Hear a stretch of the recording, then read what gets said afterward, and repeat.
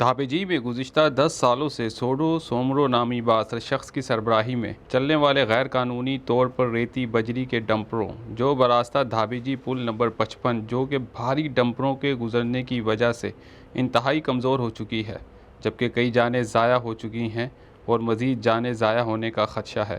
دھابیجی کے صحافیوں اقبال لاسی، محمد قاسم کھوسو اور شوکت علی منگی کے پاکستان ریلوے افسر محمد علی PWI لانڈی سے غیر قانونی ڈمپروں کے متعلق سوال کرنے پر صحافیوں کو دھمکیاں دینے پر دھابیجی کے صحافی سراپا احتجاج بن گئے۔ بھتہ خور افسر محمد علی کے خلاف سخت نعرے بازی۔ انہوں نے DS Pakistan railway, GM Pakistan railway,